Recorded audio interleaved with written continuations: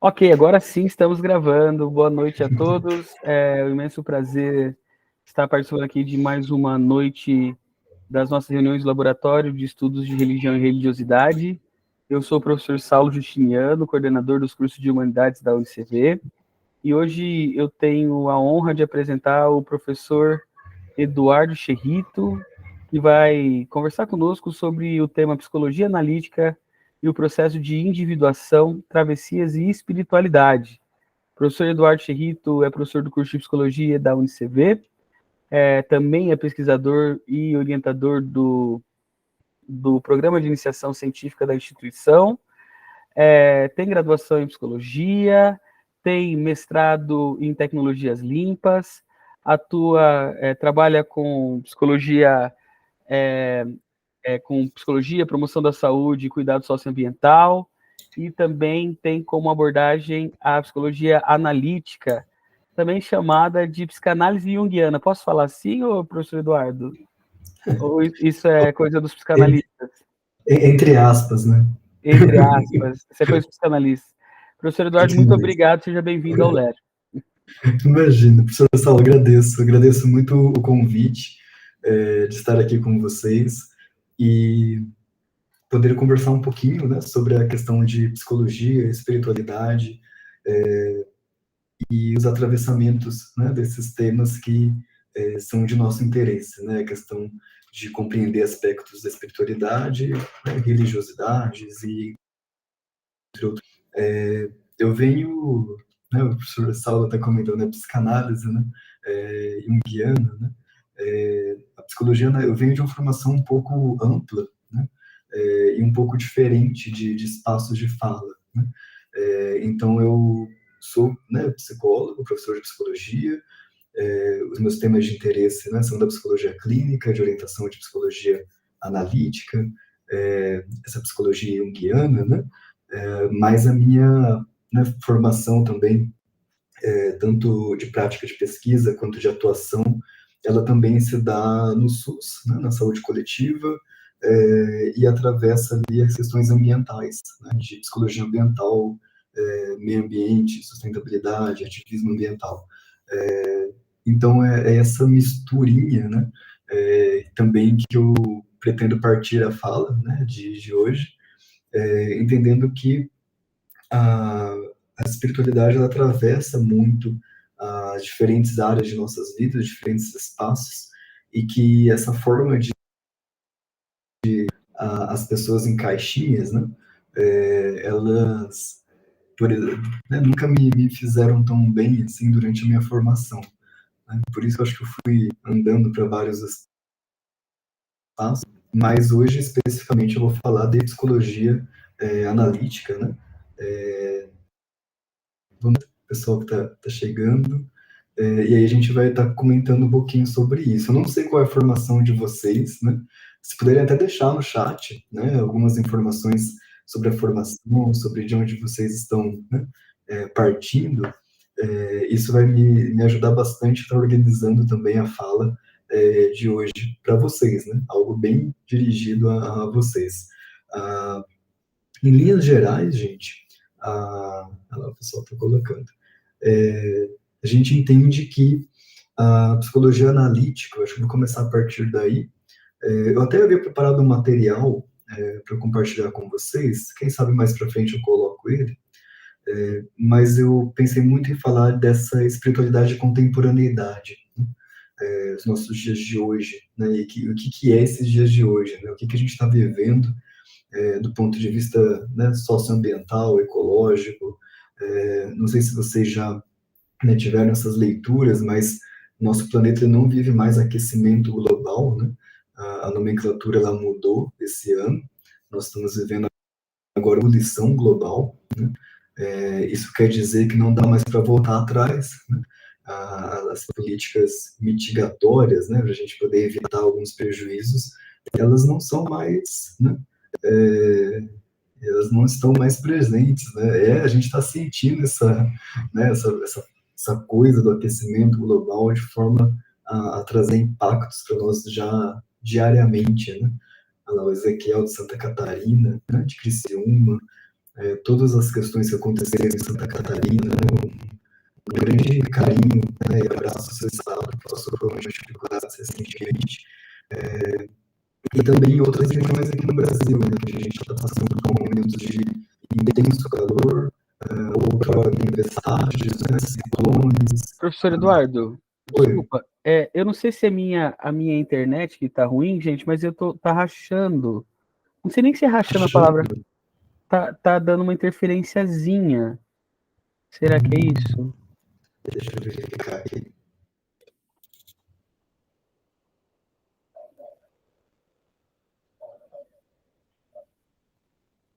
Se vocês puderem, pessoal, já colocando então aqui, enquanto o professor está escutando, também colocam então, o curso e também o lugar de onde vocês falam, que é muito interessante, né? Uhum. Voltou, gente? Vocês estão me ouvindo bem agora? Parece que sim. Uhum. Sim? Tá, qualquer coisa me avisem que eu vou me Sem organizando problemas, sem aqui. problemas. Salvador, né? As pessoas de todas as regiões, né? E aí a gente tem essas dinâmicas, né? Aí, Maringá, né? Espírito Santo, gente, que amplo. Isso aqui é uma riqueza esse grupo, né? Muito bacana isso. E a gente está vivendo agora esse momento, né? Então, o mundo ele está passando por uma travessia, né? E a psicologia ela precisa se atentar a essas dimensões, né? Então, quando a psicologia analítica ela foi iniciada, né, com Carl Gustav Jung e a Toni Wolff, que foram essas duas pessoas que criaram, né, essa abordagem dentro da psicologia, essa forma de compreender a psicologia. E aí é importante dizer que eu estou partindo dessa forma, né, porque a psicologia ela tem diferentes abordagens, diferentes composições de filosofias e métodos para compreender o psiquismo. Eu estou partindo de uma escola que ela tende a enxergar o mundo como um mundo eco, bio, psico, né, social. Né? Ele tem essa abrangência. Né? Nós somos pessoas que estamos inseridas nessas diferentes dimensões, e o Jung, ele é um dos autores mais estudados no que diz respeito a temas de psicologia e espiritualidades. Ele é um autor que escreveu muito sobre espiritualidades, contribuiu bastante com esse tema, e ele traz para a psicologia algumas discussões que essa psicologia, uma ciência moderna, né, lá nos seus laboratórios, na sua forma de análise, né, comportamental, sistemática, de compreensão de mundo, ela não estava preocupada ou não poderia fazer. Porque a psicologia ela se torna uma ciência quando você tem uma autorização. Está falhando? Eu vou mudar o meu microfone. Fazer uma pausa aqui. Tranquilo, professor.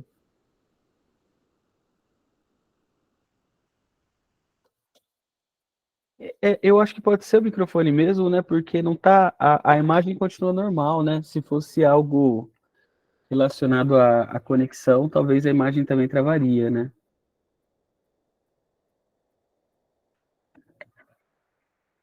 José, você tinha que colocar aqui de onde você é, também, que é muito legal.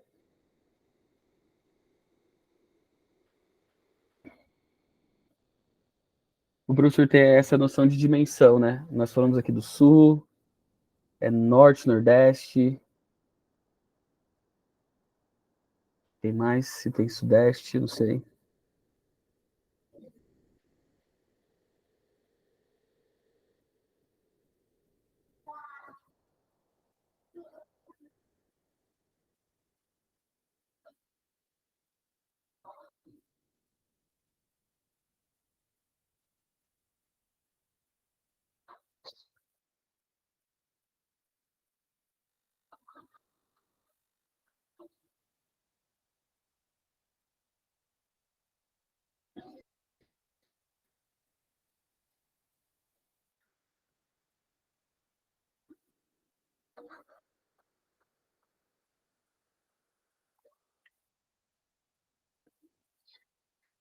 Gente, eu vou aproveitar aqui e vou fazer então uma dica para vocês de uma música que eu ouvi e que mexeu comigo. Talvez vocês já conheçam ela. É do Emicida, chama Princípia. Vocês já ouviram? Princípia. Eu vou mandar para vocês. Acho que tem tudo a ver com aquilo que a gente faz aqui.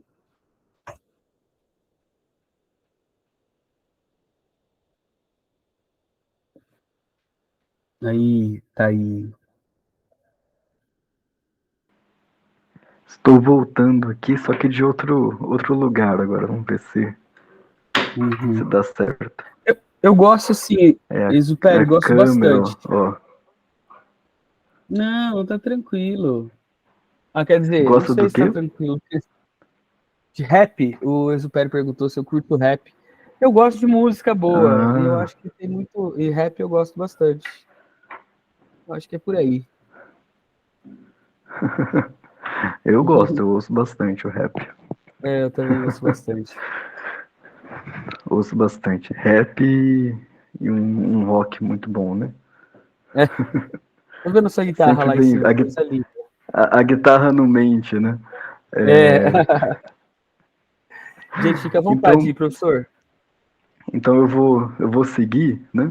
Só peço desculpas em relação a esse problema com o microfone. Agora vocês estão me ouvindo bem, né? Sem corte. Muito bem, muito bem.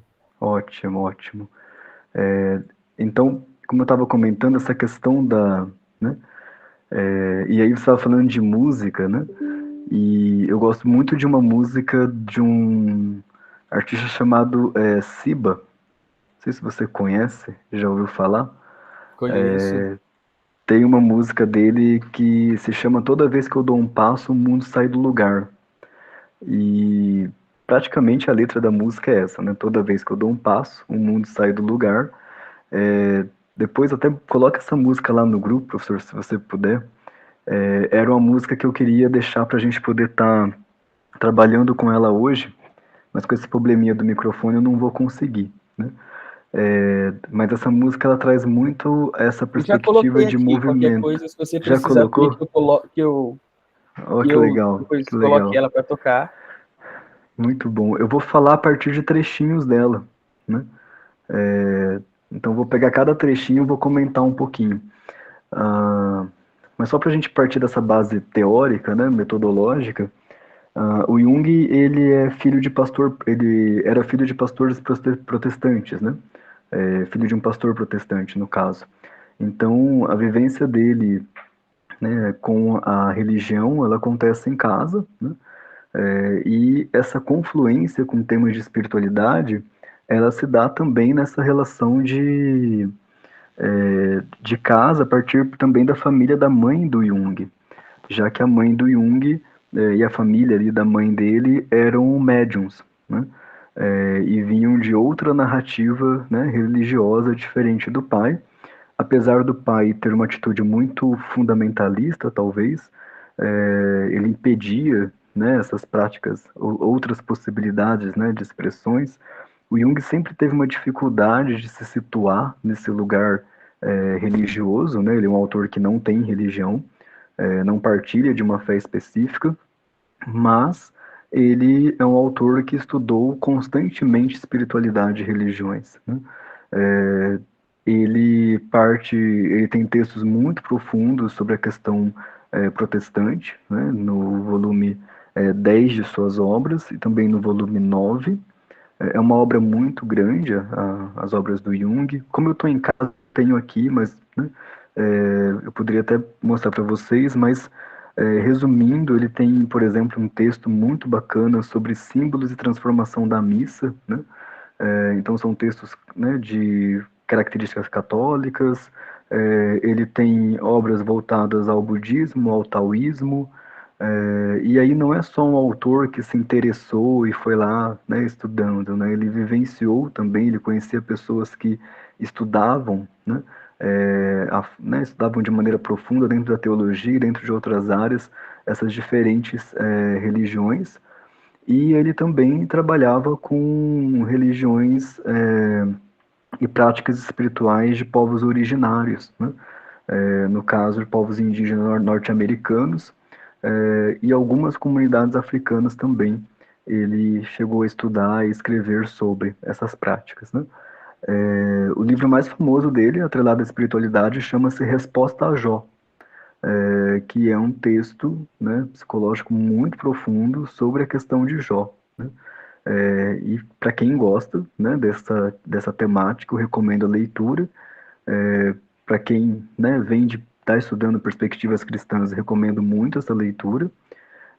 Mas eu recomendo que você esteja em processo terapêutico, talvez, ou com uma boa orientação, né, espiritual ali, porque é um texto que ele não é um texto da teologia, né? Ele é um texto que vai trazer essa psicologia em debate, né, sobre as narrativas psicológicas que estão atreladas ao livro de Jó. Muito profundo mesmo. E tem um outro texto dele, para quem estuda questões de talvez budismo ou taoísmo, que chama-se O Segredo da Flor de Ouro, escrito com Wilhan, que é um autor que traduziu textos taoístas e alguns textos budistas aqui, né, para a Europa, né? Então ele tem um texto que ele faz todo o prefácio dessa obra, e é o texto que dá base para a gente entender o tema de hoje, que é o processo de individuação, e como que esse processo ele vai ser, né, ele é dito para a psicologia, ele é importante para nós que atuamos nessa abordagem. Até aqui tudo bem, gente? Só apresentei a teoria, né, de onde eu estou partindo, né, em relação aos autores. E aí a gente pode imaginar que o Jung, ele tem um trechinho, eu não vou lembrar agora a obra ao certo, porque isso me veio na cabeça agora, mas ele fala que grande parte do adoecimento psicológico na modernidade, ele se dá por demandas espirituais, né? E esse foi um trecho muito polêmico, né, dos escritos de Jung, porque ele está dizendo que as questões psicológicas que geram o sofrimento e adoecimento para nós, elas não estão necessariamente atreladas apenas à dimensão biológica, né, a dimensão do corpo, como era algo pautado. Jung é começo da psiquiatria, né? Então ele não parte só desse princípio, mas ele vai para um caminho de compreender ali essas outras questões de características, né, religiosas, espirituais, também como um fator atrelado ao adoecimento. O Jung ele vai falar muito da questão da espiritualidade, entendendo, e eu não sei como é isso em outras áreas, né, se, né, tem essas distinções, né, entre espiritualidades, religiões, enfim, mas o Jung ele parte da ideia de que a espiritualidade está intimamente relacionada ao sentido de vida, né, e a busca por um sentido existencial. Ele vai trabalhar o termo religião dentro do termo religare mesmo, né, essa perspectiva de reconectar, né, de estar conectado a algo, e ele parte de uma ideia de que essa ausência de uma vida simbólica, a ausência de um sentimento religioso, ela está atrelada a transtornos psicológicos e adoecimento emocional, né? E aí quando Jung ele fala isso, ele está trazendo para nós a perspectiva de que para a psicologia seria importante estudar determinadas temáticas que até então não eram, né, consideradas, ou que em algum momento precisavam ficar em segundo plano para a psicologia poder se firmar enquanto ciência, né? E aí, principalmente na lógica cartesiana, ou no positivismo, você tem essa divisão daquilo que é subjetivo e do que é, né, de outros campos, e você tem uma divisão da alma propriamente dito, né? Então o mundo começa a ser visto como algo que é dividido, que é cindido, que tem seus quadradinhos, né? A ciência tem suas áreas, né? Essas áreas não muitas vezes se especializam nos seus fragmentos e não dialogam por algum tempo. E aí você tem movimentos dentro da ciência, como a psicologia, movimentos da ciência sistêmica, movimentos de o romantismo, né, como pressuposto filosófico, o humanismo, né, que vem justamente para tentar compreender o mundo, né, de uma forma integrada, né, e não apenas cindido, né, e trabalhar essas outras dimensões que para nós são importantes. Então, quando a gente pensa nesse espaço, né, para a psicologia analítica, nós não somos uma tábula rasa, né, a concepção filosófica ou até mesmo dentro da própria psicologia. Então, nós não nascemos necessariamente como uma folha em branco, né? Nós temos uma ancestralidade, né? Uma matriz ancestral psicológica atrelada aos nossos aspectos genéticos e culturais, e isso forma quem nós somos, né?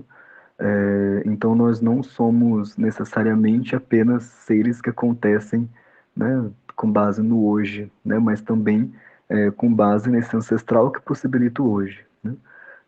Esse universo, né, esse aspecto da ancestralidade, é o que ele vai dar um nome de terreno arquetípico, ou inconsciente coletivo, que muitas pessoas tendem a confundir esses conceitos, né?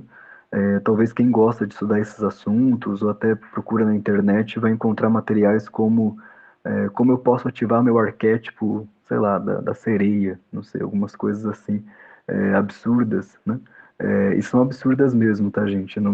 Isso não tem nada a ver com a prática psicológica, nem com o que o Jung estudou. Isso é coletivo, então não pertence a nós, né? Eu não tenho poder de ativar nada e ninguém vai ativar nada. Não existe terapia no campo do inconsciente coletivo porque ele é ancestral, né? Esse coletivo ele só mostra para nós que nós somos seres integrados, né? Enquanto, né, e vivemos em uma condição psicológica que há milhares e milhares de anos ela foi construída. Então é como se o nosso psiquismo, né, imaginem comigo que um dos grandes problemas quando surgiu a psicanálise foi que Freud ele mostrou para nós que nós não temos certo livre-arbítrio, né? Nossa, Eduardo, a gente já vai começar a falar dessas coisas, né? É, e trazer problema para a gente, né? Mas pensem comigo que até então a gente imaginava que a gente tinha o controle sobre o nosso comportamento e a gente se comportava a partir dessa vontade, né? O Freud ele tem um texto que ele fala que existem 3 feridas narcísicas na humanidade. Essas 3 feridas narcísicas estão atreladas ao desenvolvimento técnico-científico. A, a primeira ferida narcísica é entender que o planeta Terra gira em torno do Sol e não o contrário, né? E por que Freud vai chamar de ferida narcísica, né? Porque ele diz que isso está muito atrelado a uma condição egoística nossa, né? Então, nós somos o centro do mundo e descobre que nós não somos o centro, né? Depois você tem Darwin demonstrando que nós somos frutos de um processo evolutivo altamente complexo, e que os outros seres, né, na Terra, eles coabitam a Terra com a gente, né? Então também é muito interessante essa discussão, na medida em que a gente tem esse terreno, né, de compreender esses espaços em que, né, nós não é necessariamente na questão de como abordar essa teoria, mas no sentido de que isso traz um impacto para nós, na nossa ideia de humildade, né? Então, os outros seres, né, eles também estão muito perto de nós, né? Nós não somos tão maiores assim, né?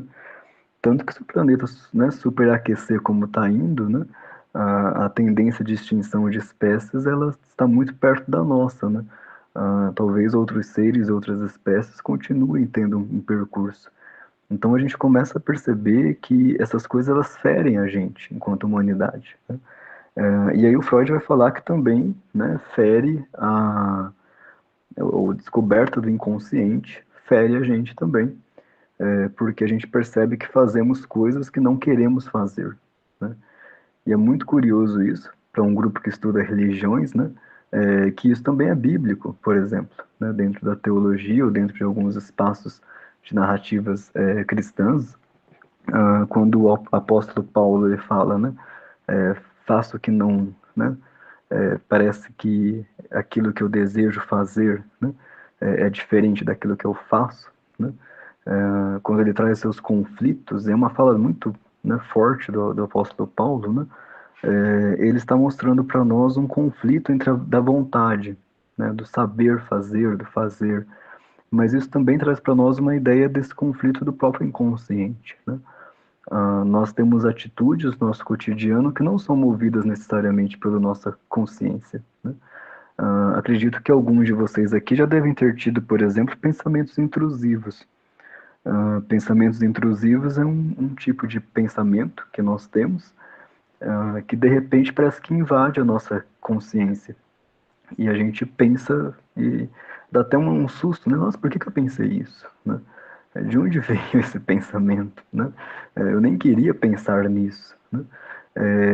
E aí não só pensamentos, mas também comportamentos acontecem motivados por fatores inconscientes. E aí o Freud fala, isso, né, seria uma outra ferida, tal. É claro que essa narrativa, né, que ele vai construir, o Jung ele discorda de Freud em alguns campos, né, por isso que é uma psicologia diferente. E aí o Jung ele vai entender que esse inconsciente, né, ele não só acontece a partir daquilo que eu não conheço de mim, né, mas como ele tenta ser conhecido. E aí é algo muito interessante, assim, é como se aquilo que eu desconheço de mim mesmo quer se mostrar para mim, né? E ele se mostra a partir desses comportamentos, pensamentos, invasões, sintomas e das várias outras maneiras. Sempre tentando alcançar o que Jung percebeu que é uma tentativa de equilíbrio psíquico. E por mais que esse equilíbrio ele não seja funcional, ainda é uma tentativa. E aí eu convido vocês a imaginarem a ideia de uma gripe, né?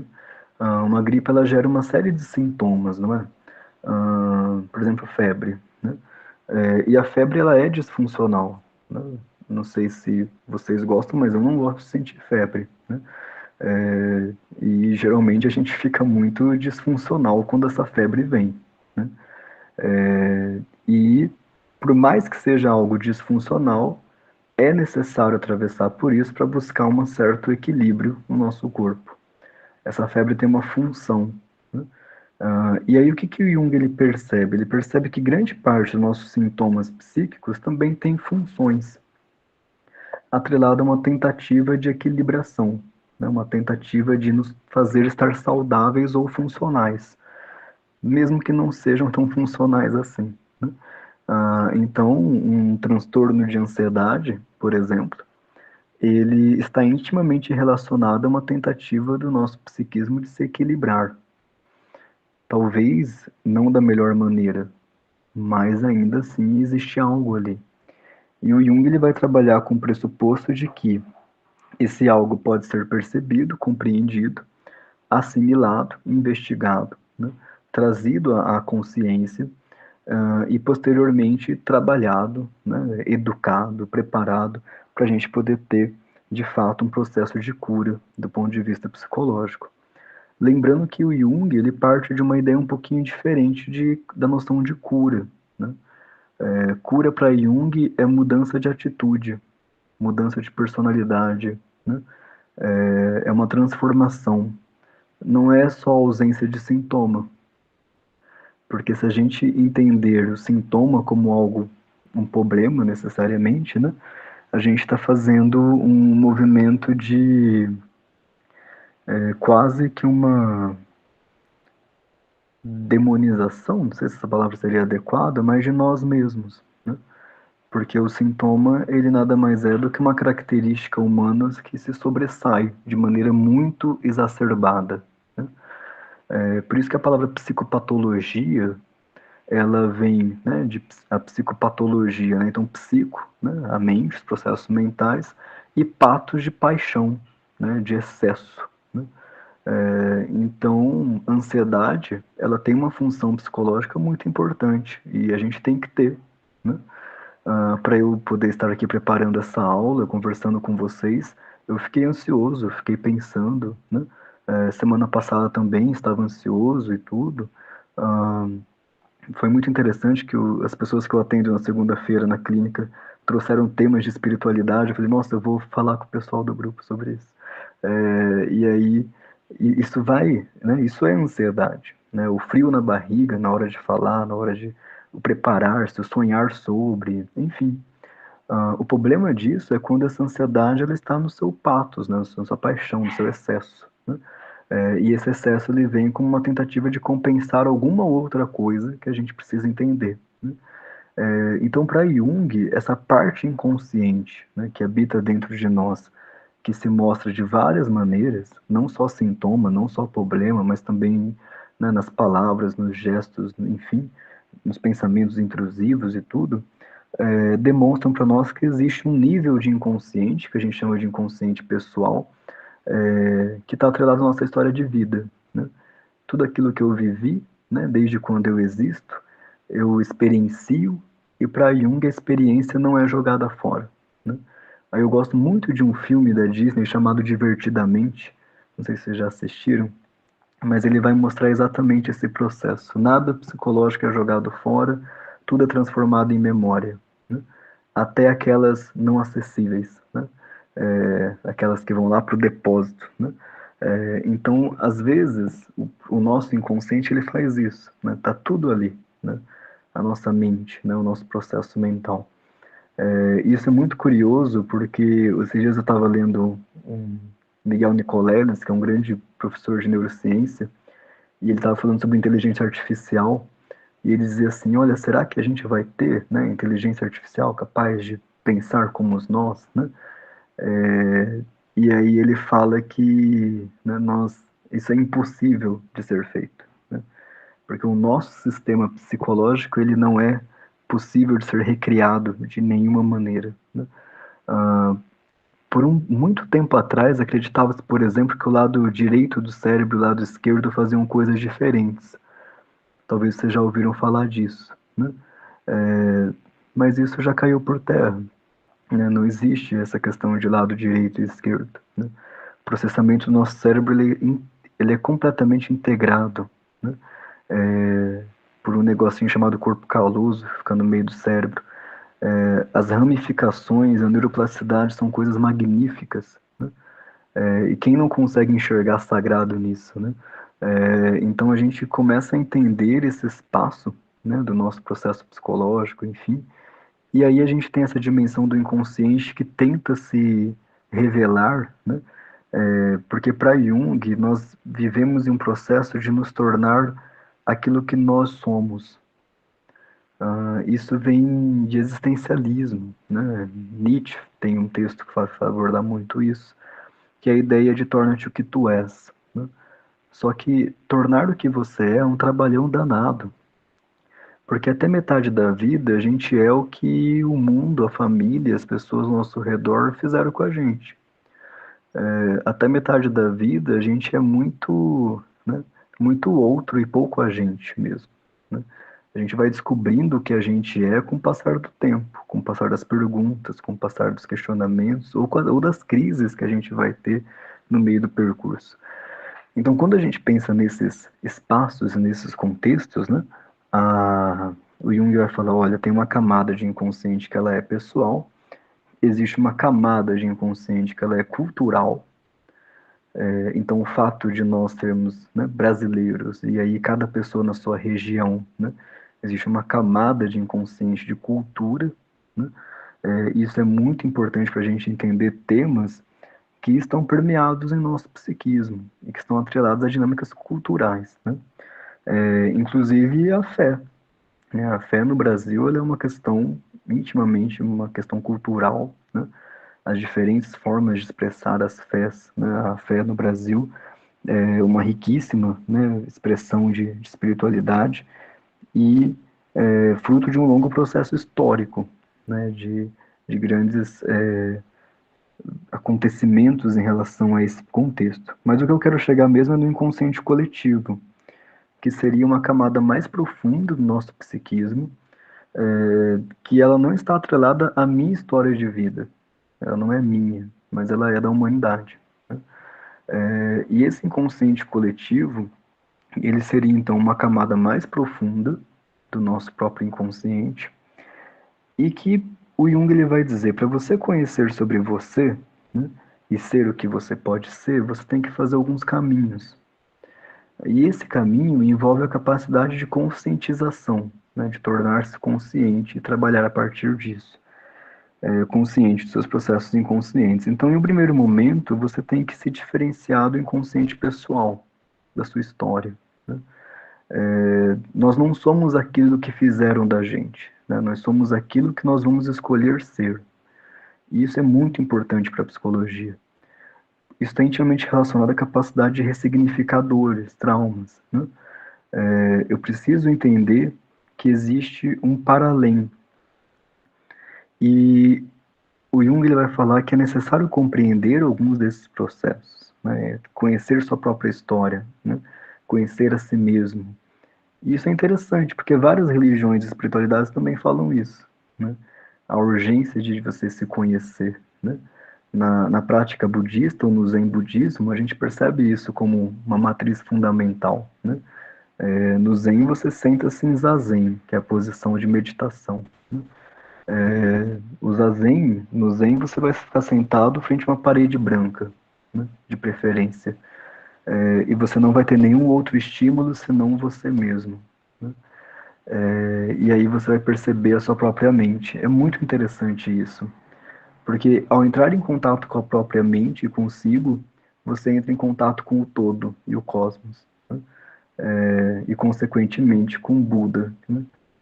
E a natureza Buda que mora em cada um de nós.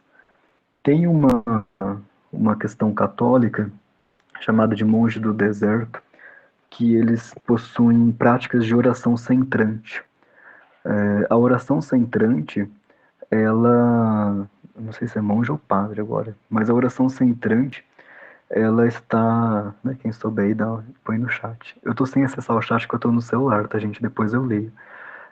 Mas ela fala muito dessa questão de voltar-se para dentro, em um estado contemplativo também, né? Cessar os nossos ruídos externos, olhar-se para dentro e encontrar um sagrado que há dentro. Né? Outra forma de linguagem, outra forma de expressão, mas que é muito semelhante com outras práticas, né? De outras religiões também. Né? Então é muito curioso perceber que esse voltar-se adentro, né, é uma questão importante para várias religiões, e essa busca de conhecimento sobre si também ela é importante. Ah, e aí a gente tem essa camada que a gente chama de inconsciente coletivo, que ela está relacionada, né, a esses temas arquetípicos que são grandes temas humanos, né? Temas de natureza, na verdade, né?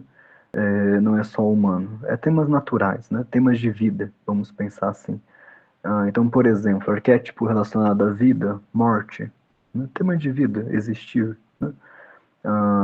Mãe, pai, né? Arquétipo materno, paterno, né? Por mais que a gente às vezes não tenha mamãe ou papai, né? Mas a gente vivencia isso por ser um tema, né, presente na humanidade, no mundo, né? Nas coisas.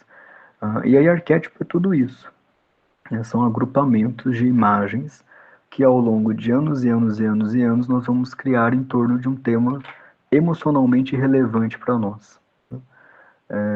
Então, para a gente poder falar, por exemplo, da questão, né, de vida, nós vamos usar vários símbolos ou imagens arquetípicas para se referir a isso.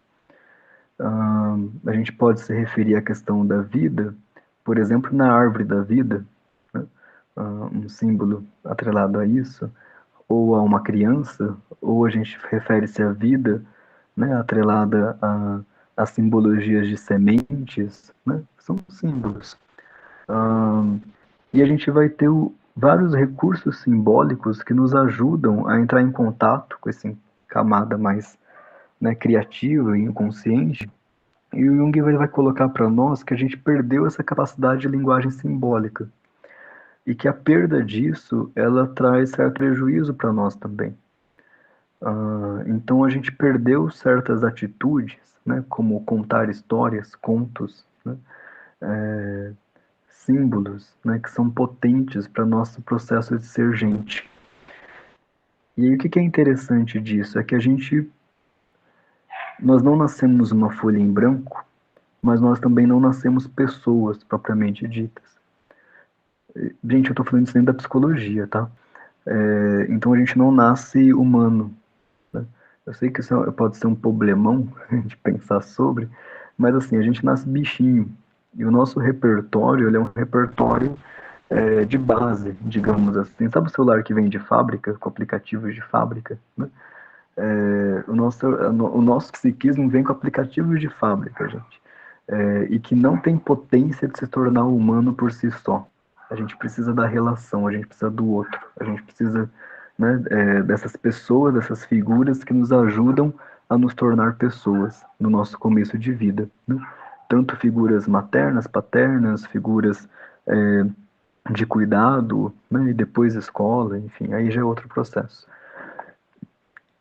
Esses aplicativos de fábrica são arquétipos, né? É o que é desse inconsciente coletivo.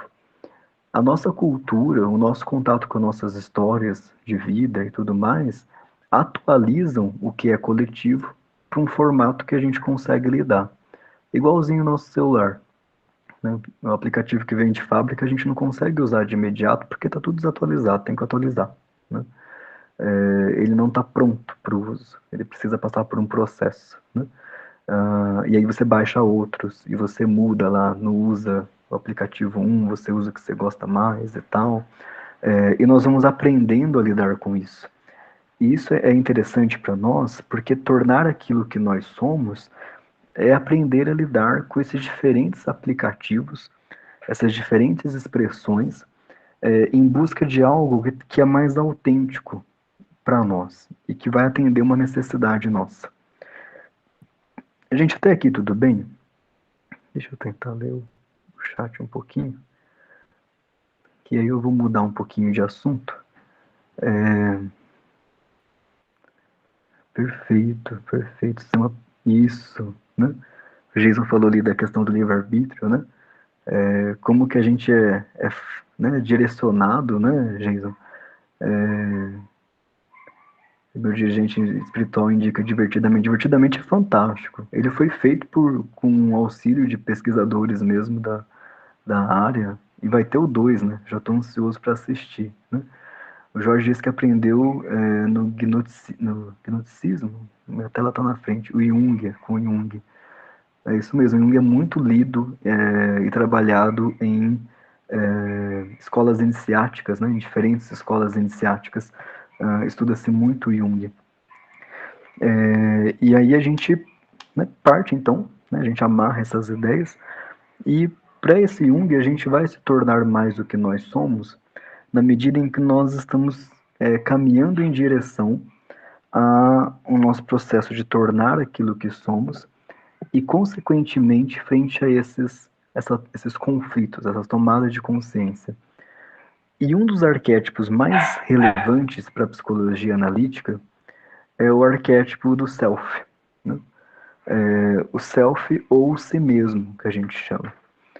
E a gente escreve self com letra maiúscula, né? E aí, para quem é das áreas de espiritualidade, já deve imaginar, né, que self representa uma ideia de algo maior do que o eu, né? Nós não damos nenhuma, né, esse não é um conceito teológico, então a gente não consegue explicar muito bem isso, mas é um fenômeno psicológico, né? Transpessoal, talvez, mas o self, ele representa uma ideia de totalidade psíquica. Totalidade psíquica significaria que o nosso eu consciente, vocês já perceberam que ele é só uma partinha pequenininha da existência. Existe uma outra grande base que a gente chama de inconsciente, e uma maior ainda que é o inconsciente coletivo. E tudo isso pertence a nós e conversa conosco. E aí existe algo que representaria uma ideia de totalidade, que Jung vai chamar de self. E esse self, ou si mesmo, ele direciona e ele impulsiona o nosso desenvolvimento psicológico, né? É como se tivesse algo em nós que deseja e nos leva em busca de nós mesmos o tempo todo. e ainda nos corrige, né, se a gente estiver seguindo um caminho que não está perto daquilo que nós somos. Como que isso acontece? Né? O eu, ele é pequenininho, né? Então ele não sabe de tudo. E o self, ele abrange isso tudo.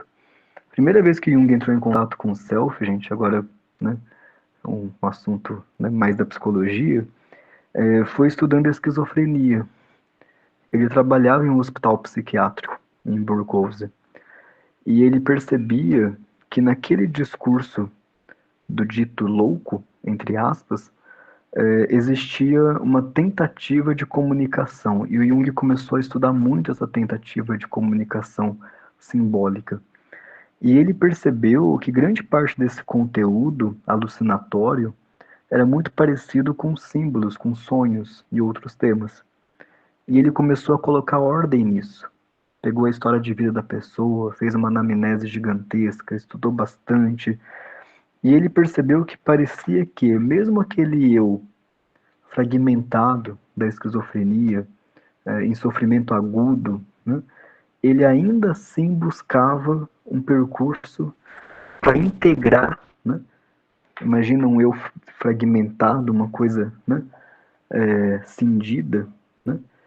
E mesmo esse eu, né, em dor, em fragmento, existia uma força que impulsionava ele para ele buscar a integração. E o Jung vai ser um dos primeiros autores que fala de um processo de cura na esquizofrenia, né? De possibilidade, né, de entender isto. A partir de uma ideia de que existe em cada um de nós um arquétipo, né, que nos orienta em direção a nós mesmos. Né? E isso, né, simbolicamente, né, eu também não vou entrar no espaço religioso, eu não sou dessa área, mas simbolicamente a gente encontra em várias religiões, né, essa expressão. Né? Por exemplo, né, o processo de individuação, o tornar-se a si mesmo, ele é um processo que significa encarar você desconhecido, encarar suas sombras, encarar tudo aquilo que você não sabe sobre você e você não quer ver. Né? Não é fácil não, viu, gente? Por isso que a gente chama de processo. Né? E a gente chama também de processo porque não tem fim. Né? Ninguém se individuou, ninguém chegou lá. Né? É um processo, é um caminho. Né? Caminhante não existe caminho, né? Caminho se faz ao caminhar. Né? Tem uma historinha zen que fala que quando, né, você está no caminho da iluminação, você tem que cortar a lenha e levar água. Né? Quando você estiver na metade do caminho da iluminação, você corta a lenha e leva água. Quando você alcança a iluminação, você corta a lenha e leva água. Né? Ou seja, é um processo, né? Não é algo pronto. Esse processo ele exige que nós nos tornemos mais conscientes possíveis de nós mesmos, mais conscientes possível dessa, né, dessa questão frente, né, esse inconsciente como um todo, e também mais consciente dos nossos processos culturais e sociais, né, para a gente não ser só como diz o Pink Floyd, né, The Wall, né, só um tijolinho na parede, né, a gente pode ser mais que isso, né. Então resgatar a alma é algo que a psicologia analítica busca trabalhar, e o Jung ele usa esse termo de propósito.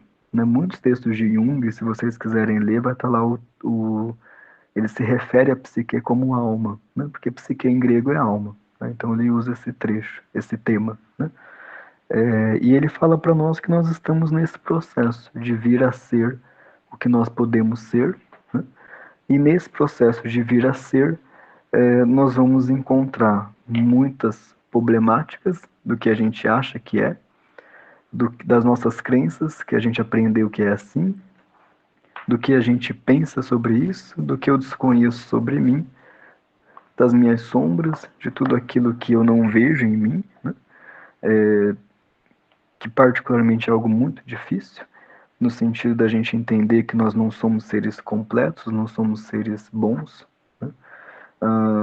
Há muito de ruim em cada um de nós, E há muito de bom em cada um de nós, e tá tudo bem, né? O processo de individuação não é você se tornar uma pessoa perfeita. Não é sobre perfeição, é sobre totalidade. É sobre perceber que em nós há luz e sombras, talvez, né? Aí já vai uma coisa meio Star Wars também, né? Já percebeu que eu também sou meio nerd. Né? E quando o George Lucas ele escreve essa grande saga que é Star Wars, ele faz ela baseada na linguagem simbólica, né? Nos grandes mitos. A inspiração dele foi Joseph Campbell, um dos maiores mitólogos que já existiu. Tem um documentário no YouTube chamado O Poder do Mito. Se vocês puderem assistir, eu indico. Fala muito de Jung, fala muito de mitologia. E o Campbell, ele é uma entrevista, né? Ele tá ali e ele tá falando no Rancho Skywalker, que é o rancho do George Lucas, né? Por que Star Wars gruda na gente, né? Por que alguns filmes e séries parece que conseguem entrar no nosso coração, né, na nossa mente? Porque eles usam dessa linguagem simbólica, né?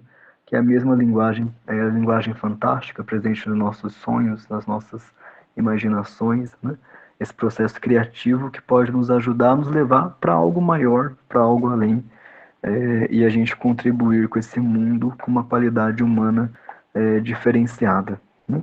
Aí, para concluir, gente, eu falei que o processo de individuação não tem fim, né? Ele é um processo, um caminho, mas só para ilustrar, se ele tivesse fim, né? O que seria a individuação, né?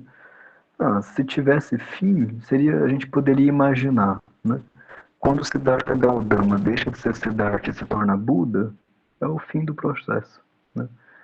A individuação é meio que, né, o fim, talvez, seria essa própria compreensão do cosmos e nós, né? Quando Jesus se torna Cristo, né? Eu acho que é um exercício para ajudar a pensar o que seria esse tornar-se a si mesmo, né? E é muito bacana perceber isso também, né?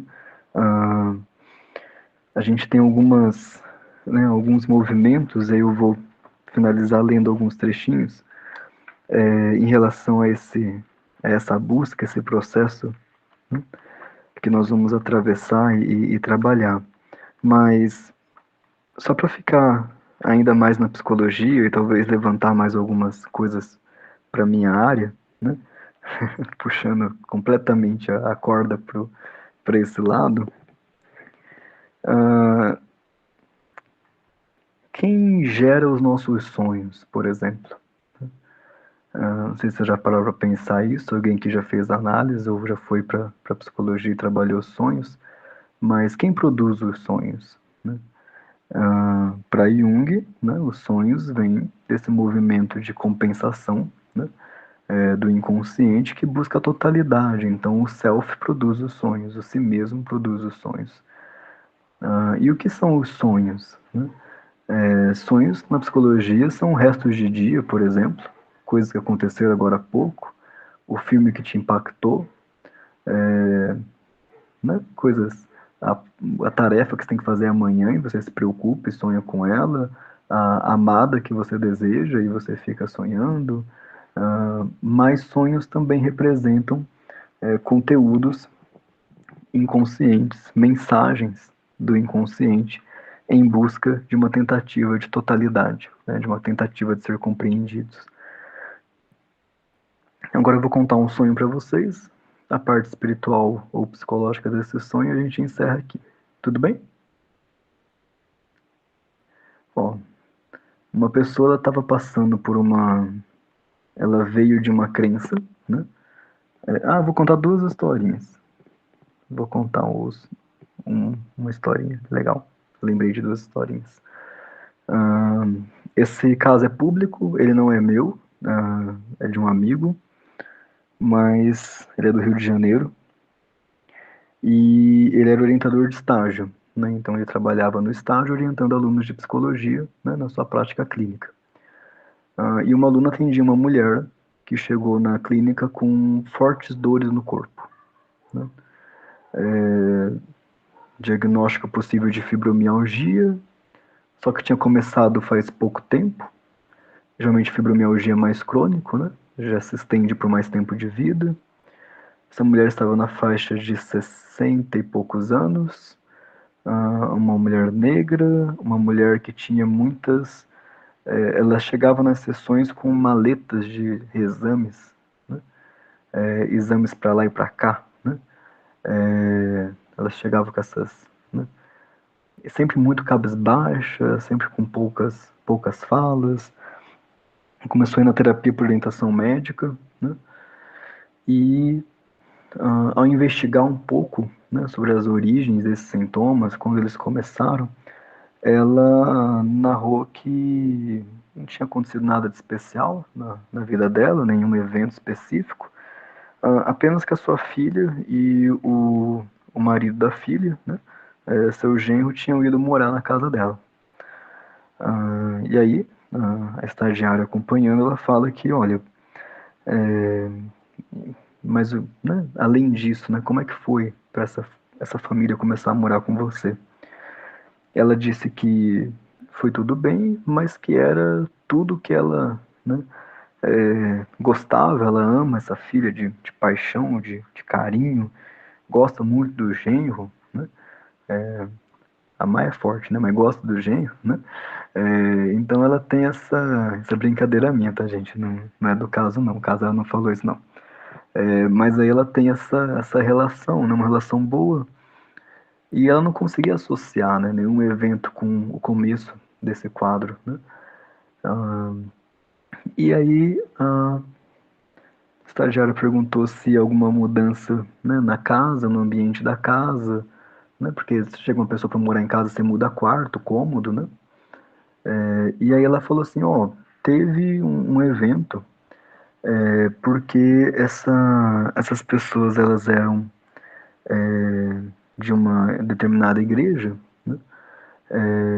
E eu sou, né, ela era mãe de santo, né?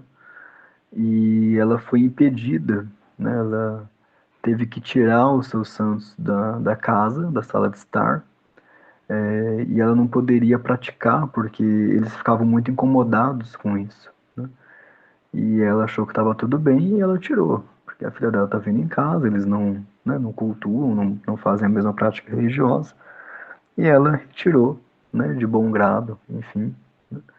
Ah, e aí ela começou a falar mais sobre isso, né, sobre a espiritualidade dela, sobre a religião nas sessões.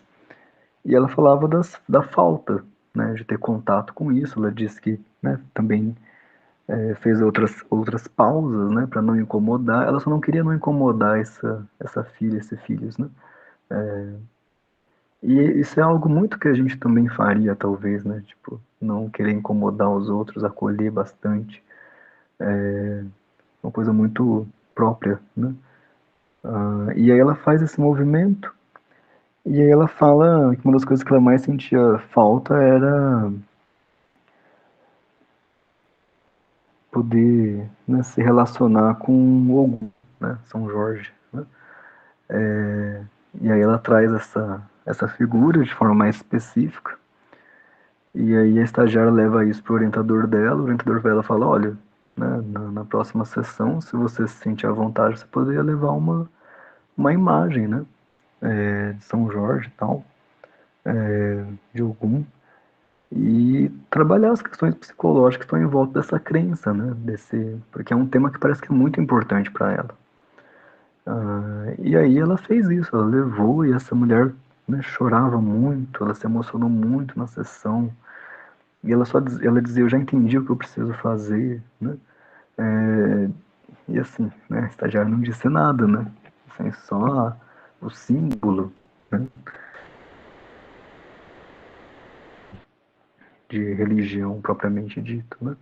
Nós estamos trabalhando os símbolos e a importância psicológica desse evento de fé para essa pessoa, né? Porque a psicologia, ela não pode se misturar com questões religiosas, né? No sentido de essas psicologias que têm nome e sobrenome, elas são bem complicadas, né? Uma postura profissional um tanto quanto delicada, né? Não existe psicologia X e Y, né? Existe uma psicologia e uma abordagem de ferramenta, né? De trabalho técnico e científico. Senão a gente colocaria uma plaquinha em cada consultório, né? Eu só atendo pessoa assim, eu só atendo religião X, eu só atendo isso e aquilo. E isso, além de selecionar o público, o que é contra as normas da psicologia, né? Fazer seleção de clientela, né? Isso também fere, né, o direito das pessoas às suas diferentes expressões de fé.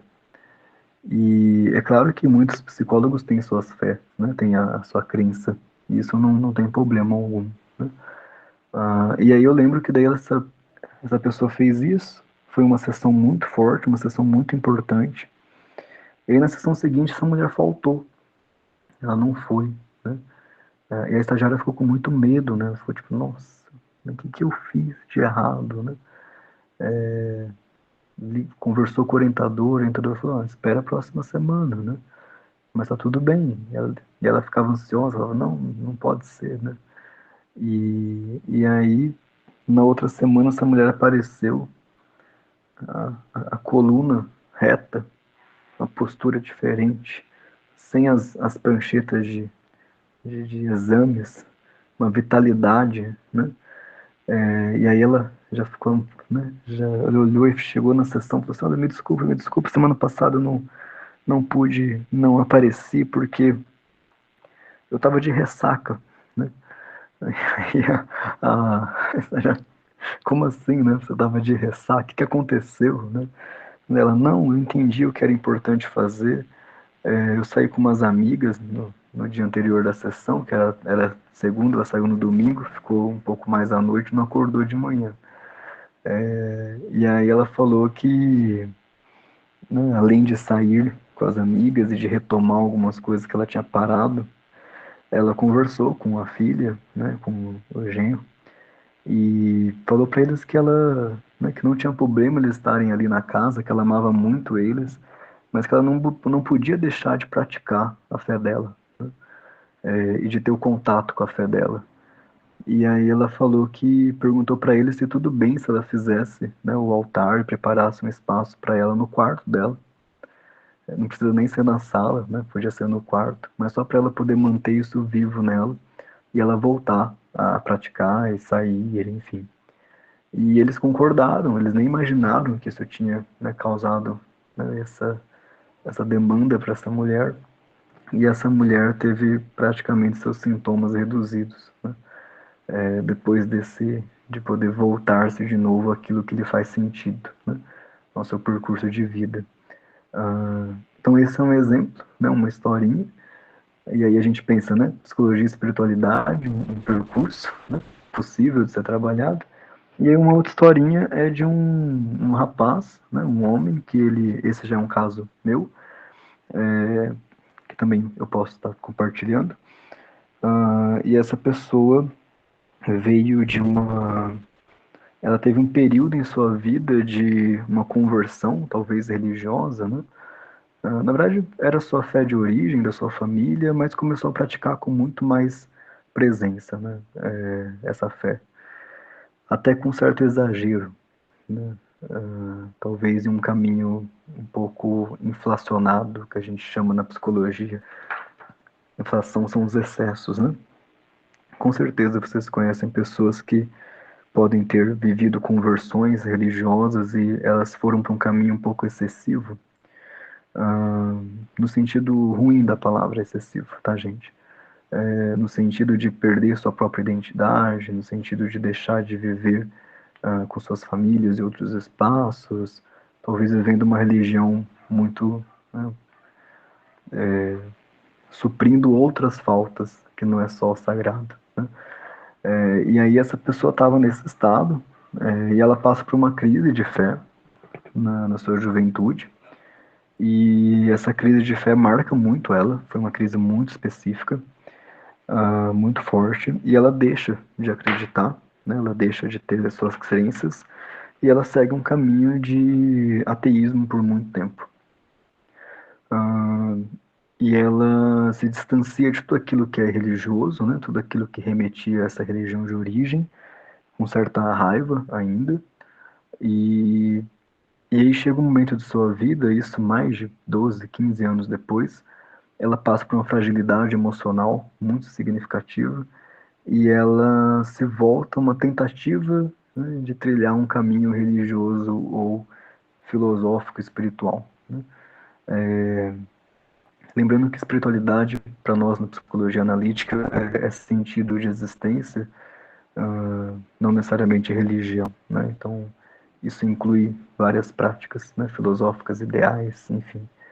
E essa pessoa ela se voltou, né, para uma, ela saiu de uma religião específica e ela foi para uma outra religião, onde nessa outra religião, eu não vou falar quais são, não tem problema não falar assim, ela saiu de uma religião católica, ela ficou um período, né, de ateísmo e depois ela foi pro budismo, né?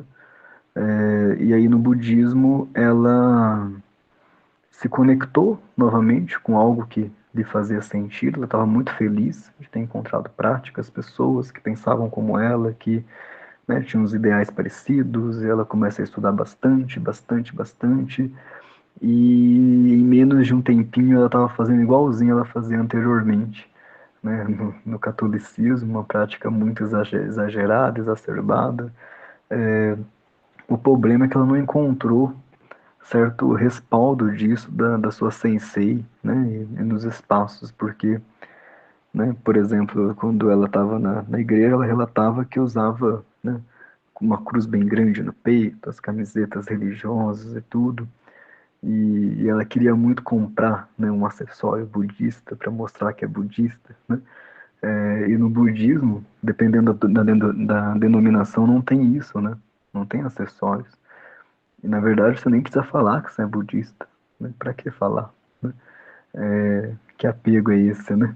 Então foi muito interessante perceber que ele tentava grudar em qualquer coisa, mas ele não conseguia, né? E ele queria trazer isso de uma forma mais um pouco maior, ele não conseguia. E ele teve vários sonhos. Ele teve um sonho uma vez que ele estava em uma montanha, num templo. Gente, eu só vou falar esse sonho, eu já juro que eu vou terminar já. Ele estava numa montanha, né? E aí em cima da montanha tinha um templo. Lembra que os sonhos eles são simbólicos, eles são fantasias. Então a gente pode olhar para o sonho como se fosse um conto de fada, sabe? Então tinha uma montanha, em cima da montanha tinha um templo, né? No templo tinham praticantes meditando. E aí acontecia uma grande tempestade, raios, ventos, trovões, né?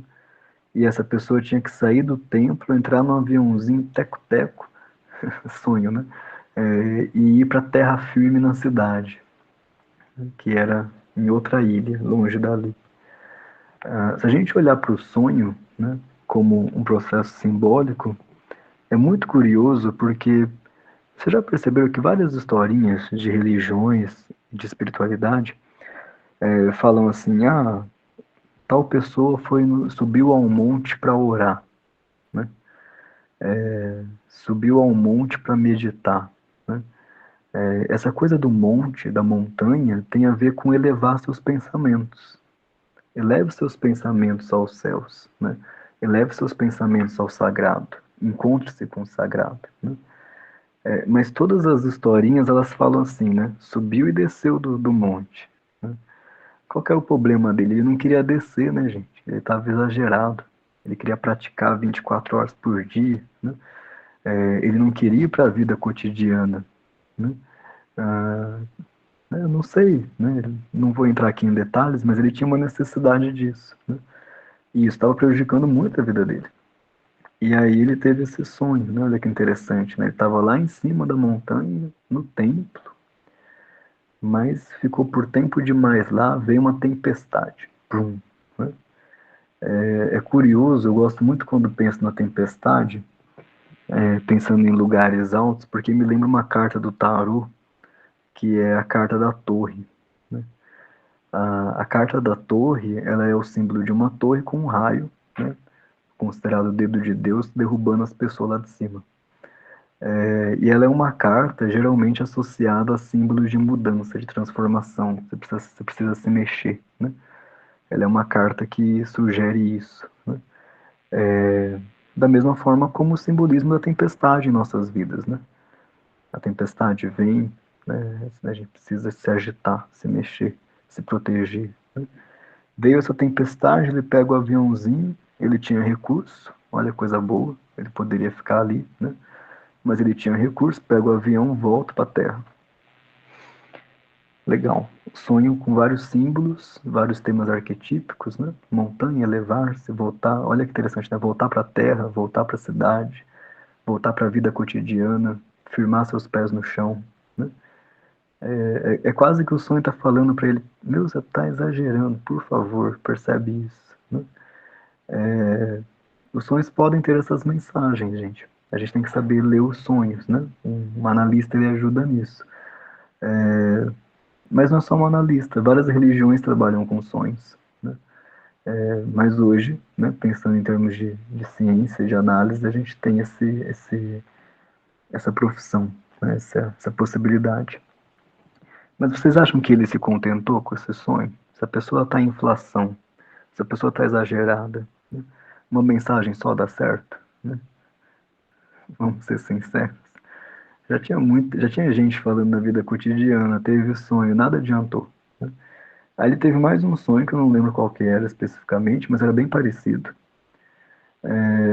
E aí ele teve um outro sonho, que ele está andando em uma espécie de pântano, e nesse pântano ele encontra uma senhora negra, uma feição, uma senhora que claramente quando ele vê ela, ele fica tipo, né, isso aqui é sagrado, né? Essa senhora aqui não é só uma senhora, né?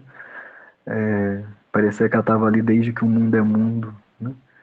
E aí essa senhora, ela fala para ele: o que você está fazendo aqui? Você não tem que estar aqui, você não pode estar aqui, esse lugar não é seu, né? E aí ela fala para ele: olha, mas eu sei porque você está aqui, tá tudo bem, mas você tem que voltar. Daqui você não pode ficar e não pode passar. E aí ela entrega uma guia, né? Uma guia. Eu já dei spoiler, né? Que ele não sabia que era uma guia. Um colar roxo, né, para ele. E aí ele acorda, né, traz esse sonho, e aí, né, orientei a pesquisar na internet sobre isso, né? E aí ele pesquisa lá, né, guia, né, colar roxo, né, mulher negra, e daí ele encontra uma figura chamada de Nanã, uma orixá, né? Curiosamente, a que ajudou na criação do mundo, dos próprios orixás. Curiosamente, a mais velha, a avó. Isso, gente, a vovó Nanã. Curiosamente, a mulher dos pântanos, igual onde ele estava, né? E aí dá uma guia de presente, né?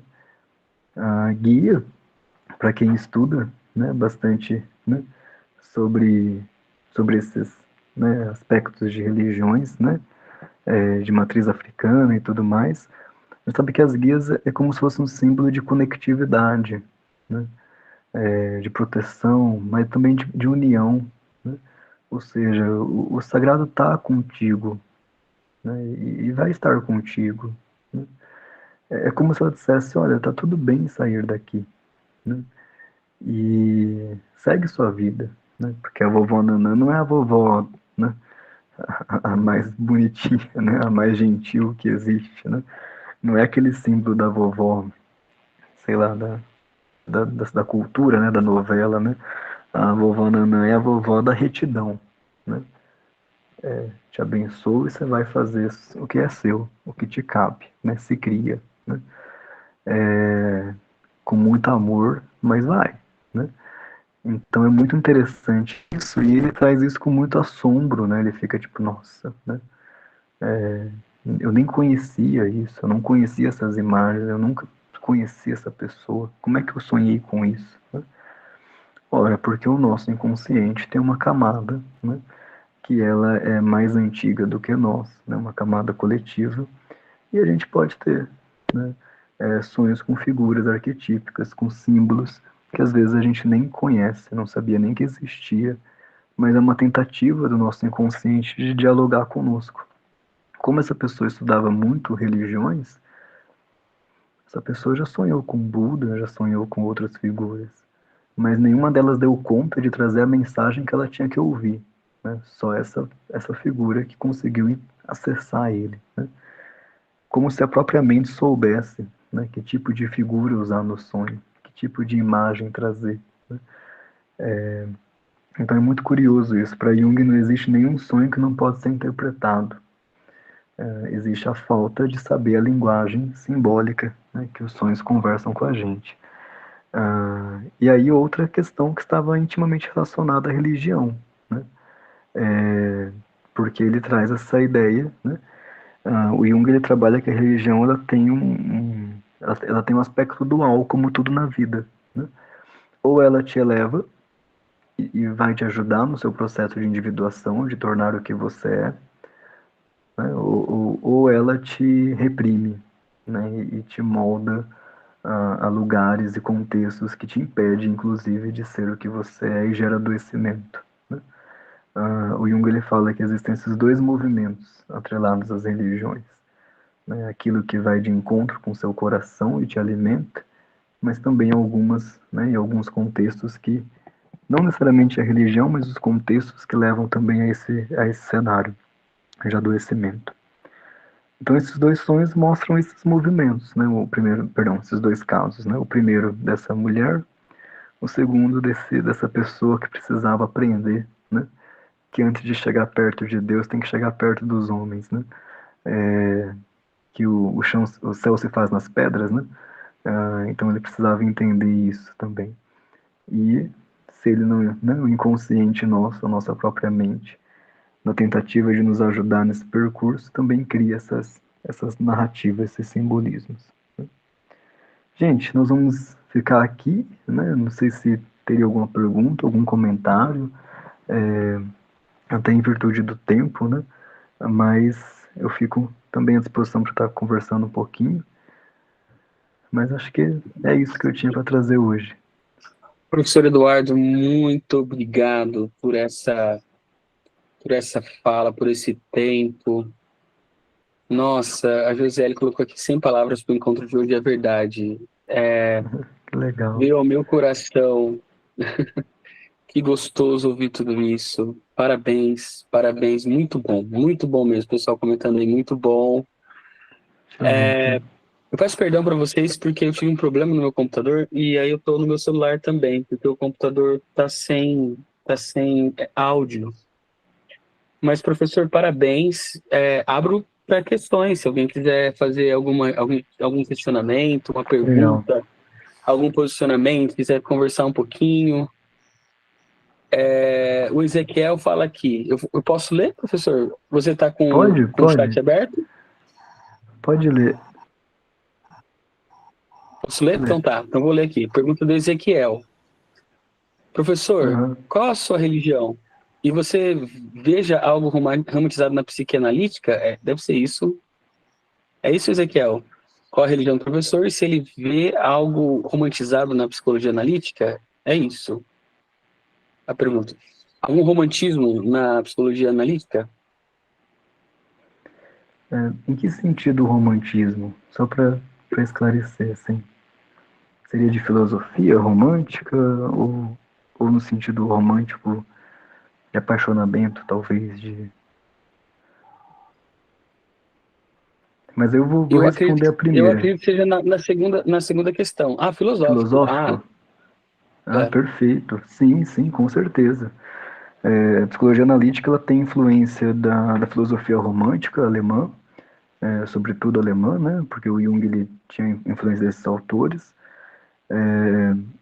Tem, né, autores como Schopenhauer, Nietzsche, aí dentro da psicologia mesmo, né? Wundt, o próprio Freud, são nomes que influenciaram o pensamento do Jung, mas o Jung ele fica muito nesse espaço ali de uma perspectiva romântica, humanista, ecológica, né, de compreensão de realidade, de mundo.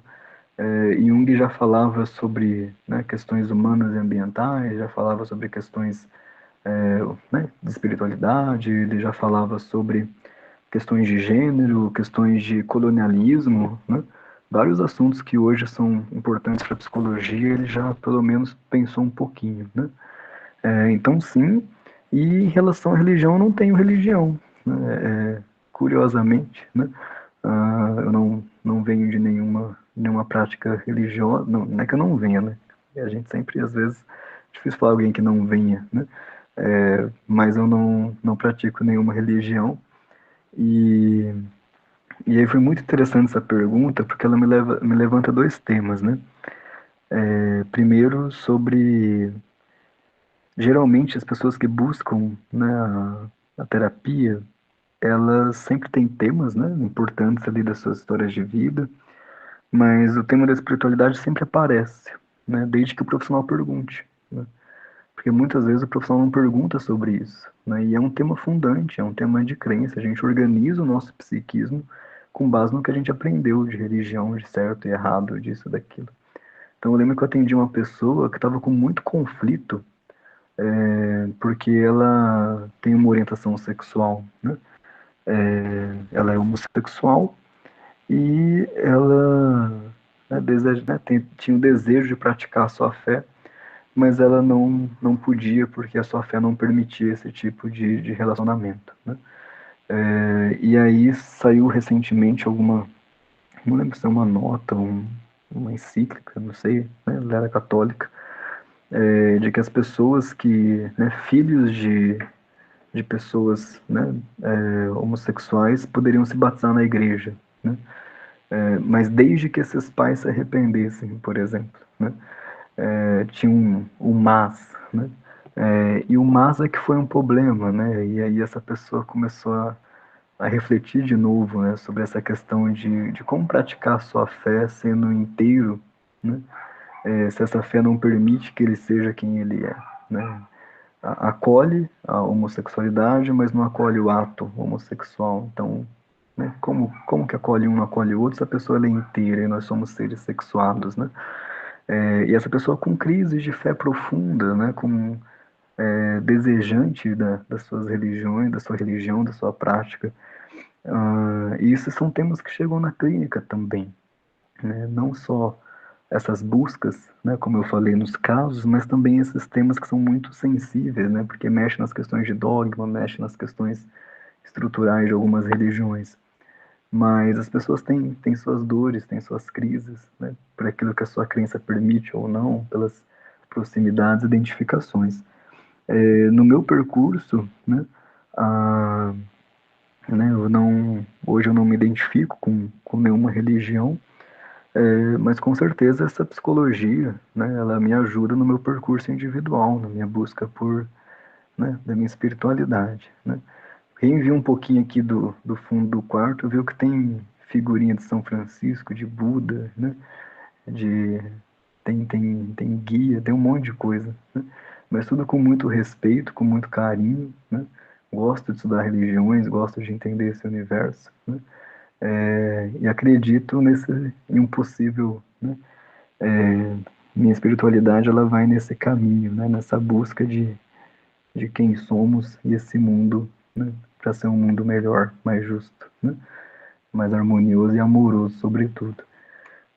Eu vi que o Jorge, não sei se ele escreveu um pouquinho sobre sonhos repetitivos.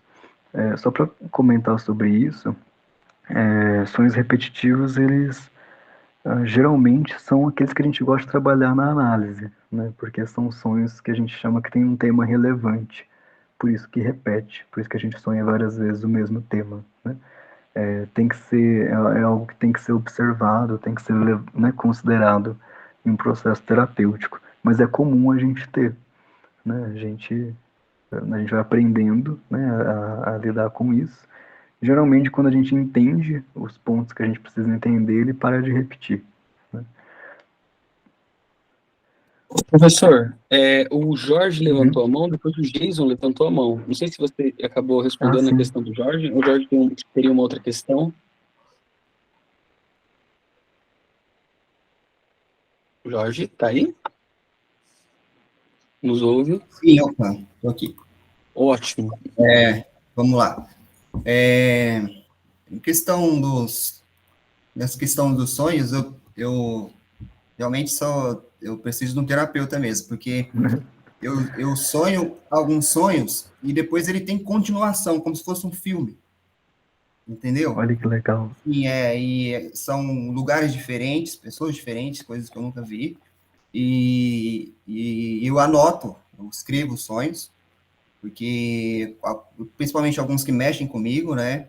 E eu deixo anotado para depois eu tentar também estudar, já que eu estudo Jung já faz um tempinho, né? É algo que Que eu legal. gosto, eu estudo muito gnosticismo.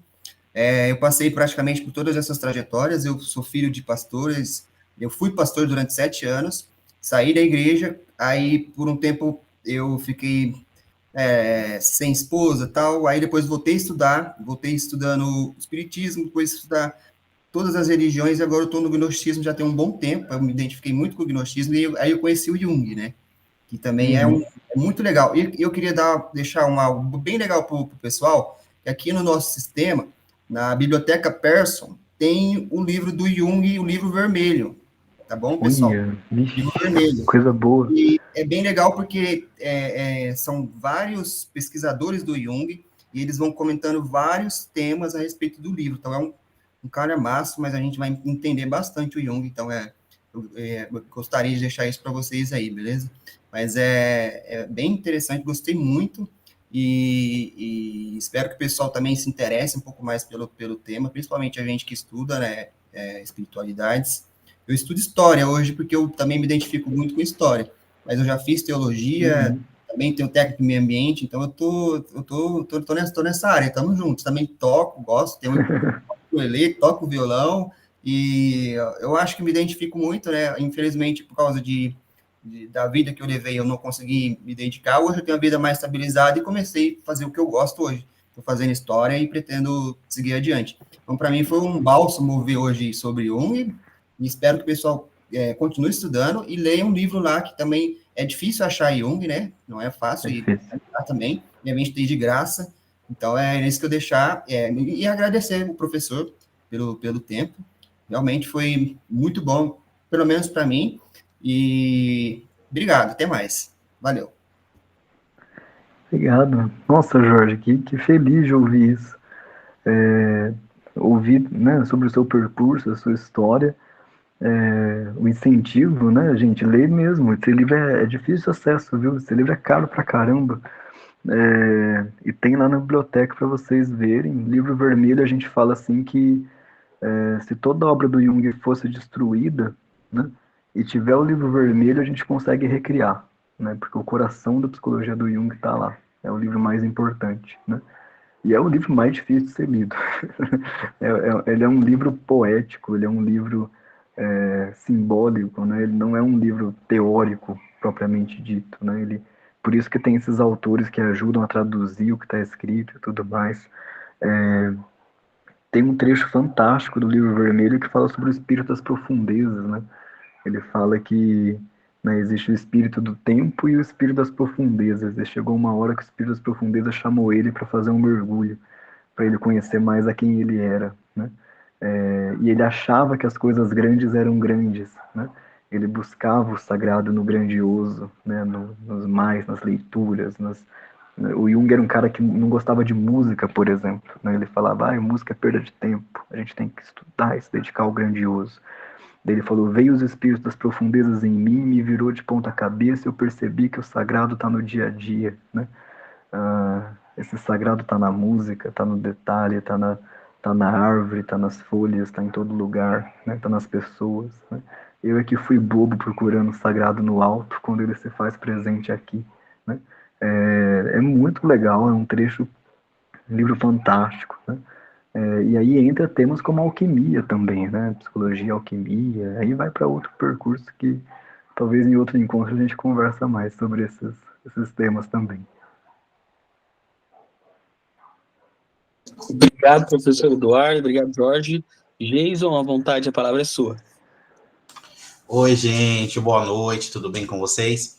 Então, parabéns, professor Eduardo. E é o seguinte, né? Essa sua última explanação não era nem sobre isso que eu ia falar, mas pegando o gancho aqui, quando o senhor fala, né, que o sagrado, né, está nas coisas do dia a dia, né? Quando eu, como de Umbanda e um estudioso das religiões de matrizes africanas, quando eu falo sobre as religiões, eu falo justamente sobre isso, porque existe um proselitismo, né, que está na nossa sociedade, que é com base na cultura judaico-cristã, né? E aí, quando as pessoas perguntam para mim assim, por que Exu bebe? Por que Orixá tal faz isso? Eu digo, porque para a gente, porque tudo é uma bênção, tudo está no sagrado, né? O ato de comer, o ato de beber, né? O ato de namorar, ou propriamente dito, fazer sexo, né? É uma coisa que é sagrado, e diferentemente do que uma outra cultura vem e chega lá e coloca isso como um ato pecaminoso, né? Como algo que enfim.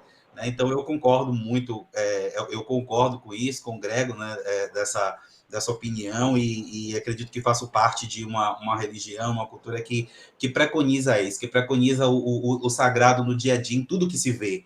Né? Eu também, por incrível que pareça, também, você falou aí da questão dos fios de conta, né? Essa porta, ela nunca está aberta, mas a minha impressora, ela está aqui. Eu abri a porta e quando o senhor falou, né, lá atrás tem fios de conta. Eu digo, olha que coincidência. Tá aqui, gente, tá aqui. Aí eu vi aqui no espelho agora, falei, olha, meus fios de conta estão aí, a exibição. E para fazer também um adendo, né, quando o senhor fala aí sobre essa pessoa, né, que realmente aí existiu essa liberação, entre aspas, aí da Igreja Católica, né, onde casais homossexuais eles podem batizar filhos, e padrinhos, pessoas homossexuais podem ser padrinhos ou madrinhas, mas o senhor traz uma informação aí, né, que diz assim, desde que a pessoa ela se arrependa. E assim que saiu essa nota, né, eu pesquisei bastante e eu não consegui achar, não sei qual é a fonte que essa pessoa trouxe, ou que o senhor de repente verificou, mas eu não consegui achar essa informação. Até porque ela diverge do que do que propriamente dito diz a nota, né? E eu estou falando isso de fontes oficiais da Igreja Católica, como, por exemplo, no site da Canção Nova, onde se diz assim, convém recordar que a situação de vida do pai ou da mãe não é mais importante do que a graça batismo do filho. A criança não tem responsabilidade do estado de vida de quem pede o sacramento. Isso vale para qualquer situação. Então, perfeito. Tá isso aqui na nota, então não tem condição nenhuma de que os pais devam mudar. Até ressalta-se na nota, né, que isso não significa apoiar o casamento, apoiar a união homoafetiva, mas que a criança não tem responsabilidade pelo fato dos pais ou dos padrinhos serem pessoas homoafetivas, né? E curiosamente eu, como homem de Umbanda e gay, né, sou também padrinho de uma linda menina. Então, é isso que eu queria colocar. E também o senhor traz uma outra coisa, né, que é em relação à questão da explicação dos sonhos. Trouxe aí alguns sonhos que o senhor conhece, que foram exemplificados aí no seu consultório e tal. E aí, quando o senhor fala assim, é Yang que diz que, ou não sei se é uma outra pessoa que fala assim, todos os sonhos podem ser explicados? Isso. É Yang que fala? E aí, é o Jung. Cara, Jung, perdão. Então, assim, eu vou precisar uma hora dessa bater um papo com alguém aí de junguiano, porque, assim, eu sou um cara eu sou muito cético. Apesar de ter uma religião, né, eu sou muito cético. Então, sempre que alguém me diz assim, um milagre aconteceu, aí eu digo, me conta aí, um sonho aconteceu, e aí eu tento sempre buscar uma forma racionalizada de ver isso. Né? E aí, o que acontece comigo? Então, a espiritualidade, ela é muito inteligente comigo quando ela quer me dar um recado. E, às vezes, esses recados, eles acontecem através de sonho. E tem um sonho que eu disse assim, não, nossa, meu Deus, eu não tô pirando. Isso aí é real, vou ser sucinto, tá, gente? Eu tinha voltado de uma sessão no centro, era, inclusive, um dia lá de uma sessão de Exu e Pombagira, né? E na época eu estava passando por umas questões assim delicadas de empregabilidade, eu estava muito ansioso, eu precisava trabalhar. E no centro me disseram assim, foi um sábado, falaram assim para mim, olha, confia, tá? Confia. E aí nesse mesmo dia eu voltei para casa, e aí eu sonhei, e uma mulher falava para mim assim, olha, me dizia o nome Loyola, e dava risada. e ia embora. E eu acordei no dia seguinte e falei assim, meu Deus, quem é Loyola? Eu não conheço ninguém com esse nome. E aí mandei uma mensagem para uma amiga minha e falei, será que isso tem a ver com ontem, a festa lá? Ela disse, ó, eu acho que sim. Mas, e aí quando foi na segunda-feira, eu fui fazer uma entrevista de emprego. E aí cheguei lá no lugar, né? A menina, tinha eu mais uma moça. Aí eu cumprimentei ela e eu falei, ó, se você quiser ir primeiro, você pode ir. E ela foi primeiro. Quando voltou, ela voltou extremamente nervosa, dizendo, acho que eu não passei, eles me apertaram demais. Eu falei, não, mas entrevista de emprego é isso mesmo. A galera tem que apertar para ver até onde você vai e tal. Mas tudo bem, desejei boa sorte para ela. E quando eu cheguei lá na entrevista, assim, mais ou menos uns 3 minutos depois que eu me apresentei, a pessoa que estava entrevistando era do axé, porque ela estava com fio de conta. E eu vi, sabe? E de repente, não existia indicativo nenhum de que eu fosse da religião. A pessoa apertou a minha mão e falou assim, olha, eu não sei nem por que eu tô te dizendo isso, mas eu não gostei da menina. E aí começou a tacar malho na menina, né? Ela, não, acho que não é legal, ela é assim, assim, assim. Mas olha, eu gostei de você. De você eu gostei. Aí me conte mais, fale mais sobre você e tal, não sei o quê. Aí ela falou assim, tá, ó, faz o seguinte, tinha mais 2 pessoas avaliando, tá? Ela disse assim, gostaram. Aí eu até fiquei sem graça pelas pessoas, porque se as pessoas quisessem dizer qualquer coisa, elas não iam dizer na minha frente, olha, não gostei, eu acho que ele não é o cara e tal. Aí eu falei, olha, se você quiser, depois que eu sair, vocês podem conversar um pouco e tal. Ela segurou novamente na minha mão, apertou e falou assim, eu sei o que eu tô fazendo. Pode ir para casa, daqui a uns 2 dias a gente vai ligar e a gente vai ficar com você. A menina não tem condição nenhuma. Cara, e aí eu sorri, né? Falei assim, pô, legal, tava querendo trabalhar. E aí, de repente, quando eu olho para a mesa, que eu vejo o currículo da menina, o sobrenome desta menina era Loyola. Aí eu falei, não é possível. Eu tô pirando. Não é real, isso não é real, isso não é real. E aí, de repente, essa menina, depois de um tempo, essa menina me adiciona no LinkedIn para que eu tivesse a confirmação. Aí eu li o nome dela, eu disse, meu Deus, eu não pirei. E aí, assim, para mim, espiritualidade na veia nesse sonho, porque é uma conexão, cara. Perfeito. Jason, né? Jason, assim que fala? Falei Isso, errado. Jason. Então eu vou só colocar em ordem, né? Eu acho que eu vou falar mais da questão primeiro do caso que eu comentei, porque eu acho que eu cometi um erro mesmo, né? Eu não verifiquei a nota, né, do Vaticano, nem das comunicações oficiais. Eu fiquei mais na impressão que a pessoa trouxe no que ela trouxe de dado para mim, né? Isso é talvez um problema, assim, né, na hora de eu estar sistematizando o material para poder e conversar com vocês, né? Então eu peço desculpas em relação a isso, né, a esse erro. E aí eu entendo que talvez essa pessoa ela pode ter ficado descontente por uma questão de sacramento mesmo, por esse lugar de fé que ela ocupa na igreja. E aí ela pode ter misturado isso, né, essas dinâmicas, né, e trazido algo subjetivo, né, que eu não precisava ter também pontuado, deveria ter pesquisado um pouquinho. Mas de qualquer forma é essa questão subjetiva do não lugar, né, tipo de não ter um lugar que ela se sinta pertencente, né, mesmo querendo ter um lugar, né, para ela poder estar. E agradeço muito por você ter colocado isso, para mim é muito importante. E também sobre essa fala, né, pensando essa fé nas pedras, né, essa fé no chão, no cotidiano, que ela é muito, muito importante. E é o que o Jung ele vai trabalhar para nós, né? Por exemplo, você está em um quadro depressivo, né?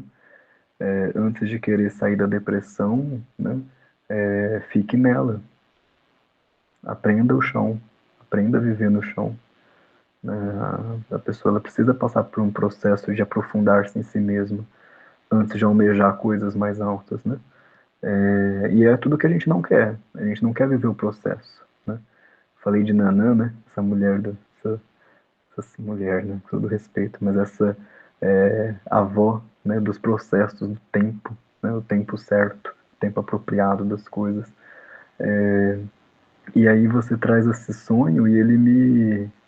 né, você falou de Loyola, eu fiquei tipo, nossa, o que que vai vir, né? Porque Loyola ele é o fundador dos jesuítas, né? Santo Inácio de Loyola, né? Eu pensei, será que vai ter alguma coisa disso? E aí você falou da mulher, eu fiquei tipo, nossa, não pode ser, né? Tipo, um sonho que é quase uma revelação, uma sincronicidade que a gente chama na psicologia. Quase De não, acho espe- que é, né?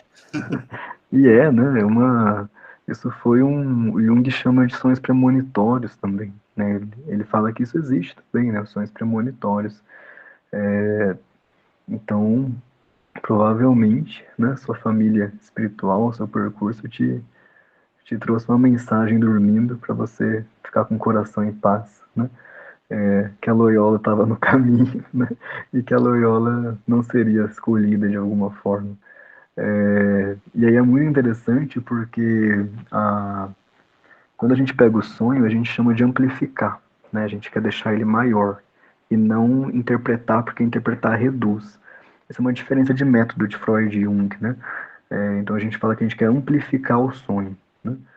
Amplificar é igual caixa de som, né? Deixar ele maior, né?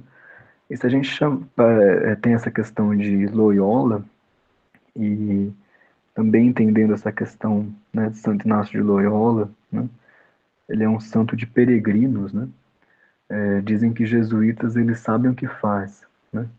Tem até uma historinha de jesuítas que conta que tinha um jesuíta, um franciscano e um agostiniano numa igreja, e esses três estavam reunidos fazendo uma missa em conjunto. E aí acabou a luz, né?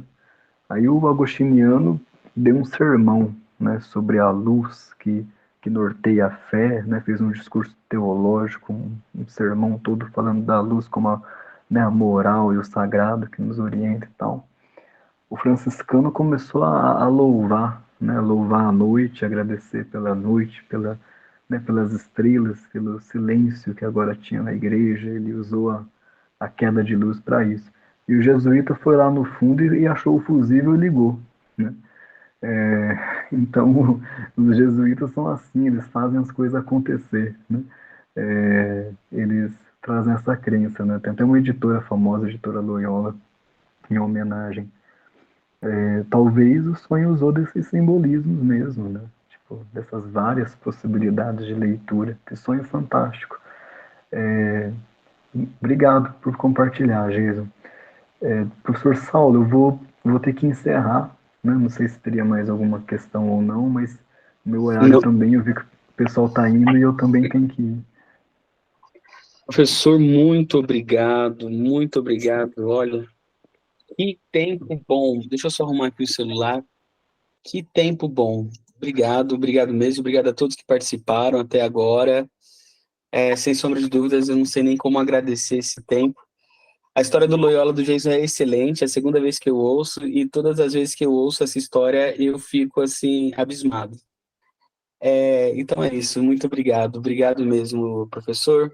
Boa noite, pessoal. Boa noite, Jason. Eu que agradeço, Aqui é gente. Ezequiel, Obrigado. Patrícia, Jorge, Ningde. Obrigado, viu? Boa, boa. Professor Saulo, só te fazer uma pergunta. Outro dia eu Opa! estava andando aqui pelo Jacad, e aí tinha lá um vídeo, né, de alguma coisa da faculdade, e de repente eu entrei no vídeo, e aí quem é que abre o vídeo tocando, cantando lá na cerimônia, né? Um tal de Saulo Henrique Justiniano. Não sei quem é, ele podia Olha trazer aí. uma hora dessa aqui, a gente fazer agora no final do ano, a fazer, por exemplo, o último LER de 2023, né? E aí eu começou a trazer um violão e cantar umas duas musiquinhas para as pessoas aqui. Eu acho válido. Conte Eu comigo. concordo, hein? Vamos marcar isso sim. Eu quero estar aqui para Beleza. acompanhar, hein? Quero só ver. Faço Opa! questão. Obrigado, Jason. Obrigado. Tchau, tchau, gente. Tchau, tchau.